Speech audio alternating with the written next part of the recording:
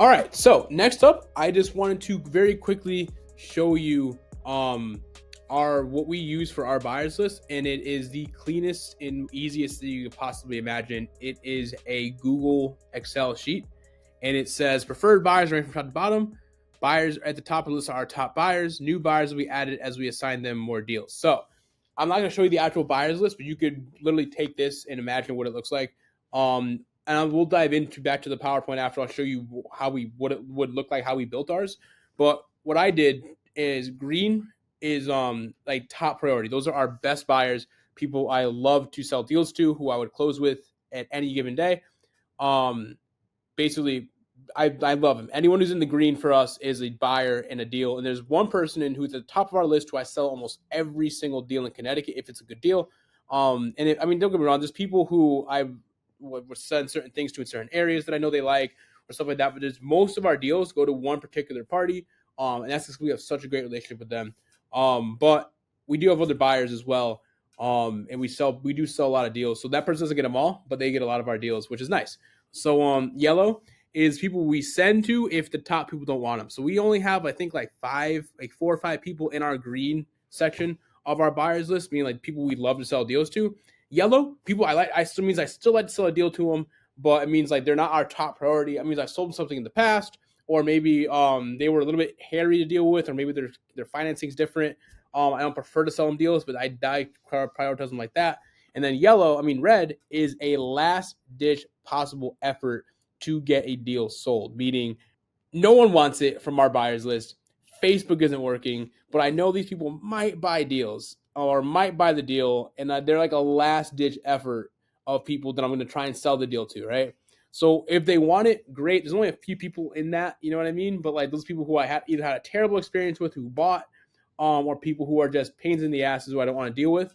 But I'll still try and sell them a deal if I have no other way out. So now that you kind of get what that looks like, let's dive into the PowerPoint. I'll show you guys a little bit more. All right, so moving on, like we talked about, stop blasting random people. Keep like a clean CRM or keep a clean like spreadsheet. Like I have of buyers, right? Like I don't have a CRM for buyers.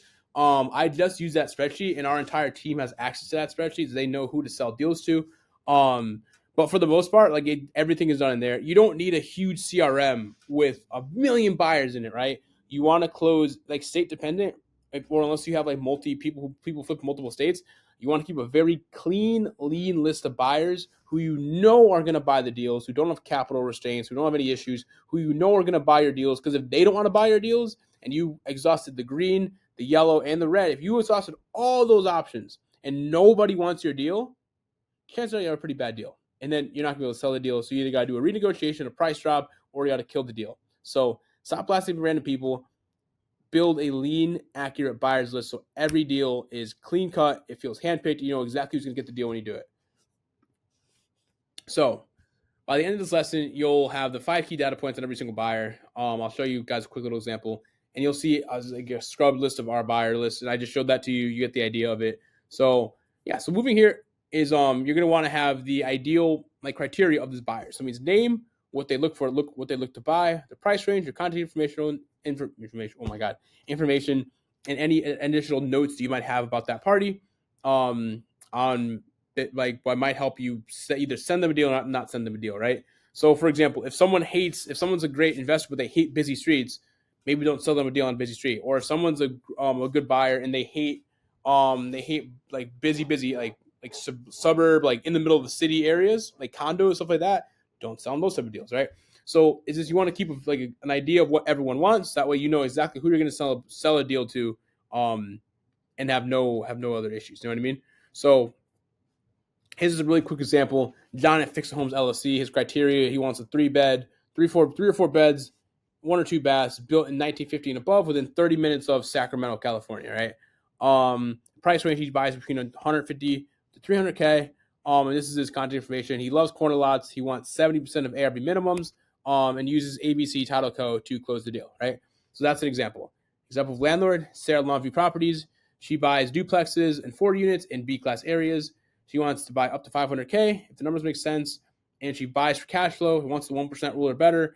Prefers properties with stable tenants. That means she's a retail investor. That means she wants stuff that cash flows, wants appreciation, and wants to see a good cash on cash return. And some people like that, right? So that's her. And then the wholesaler is Metro Deals Group. Anything 60% ARV or less, minus repairs or better. If you're locking up something for if you know none of your buyers want something and you need the help of another wholesaler, you should try and lock it sub 60%, meaning that you got the deal so deep that there's enough room for you to JV a deal with another wholesaler, right? So no wholesaler wants to do a deal where they're only going to make $5,000. Most people, some people will. Most established wholesalers don't want to waste their time. I mean, we still do deals for $5,000. Money's money, but only if they're going to be quick, easy turn and burn deals. I don't want to work 80 hours a week for $5,000. You know what I mean? So I want to make it make sense. So make sure if you are partnering with the wholesaler, you're getting it deep enough. Their price range, as anything, as long as the numbers are right, I should say right, not tight. Confirmation, and then notes, massive list, great for rough areas, moves quickly but needs big spreads. So if you have someone who wants to make at least 15, 20 grand a deal, great, but make sure you bake that into your price when you are negotiating with your buyers. So here's a sample. This one's a little bit more in depth. If you wanted to do that, you don't got to go too crazy, but for the most part, you can just see their name. Obviously, if they're a warm, cold buyer, so if they're warm, actively buying, great. That's what people you want to sell deals to. If they're cold, maybe they don't buy as much. Mark them as that. And this is very in depth. You don't need to have it this in depth when you're starting out. Once you do it more, obviously you can. But you can see it's just a little bit more of an in-depth list of how you can organize your buyers list, so you know how you get them. Or this could be used as like buyers you're trying to meet or people you've connected with, and you're trying to reach out to and build a connection with. That way you keep track of them. So it can be used in any way. So your primary list is your primary action step today is to find some buyers. So if you are watching this in bulk or you're binging it, great, no worries.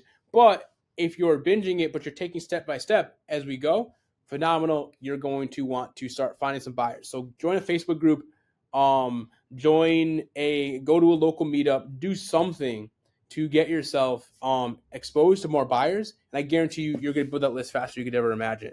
So next lesson, we're going to talk about presenting the deal, how to build a good care package, like a care package to blast it out to buyers. You'll learn at least like 6 bullet points that you need to use when actually blasting a deal to buyers. And that is ideally you can write your first sample blast to imagine your deal. That way, when you're ready, when you have a real deal, you can plug and play it. We'll give you our template just because why not? But I'll see you in the next one.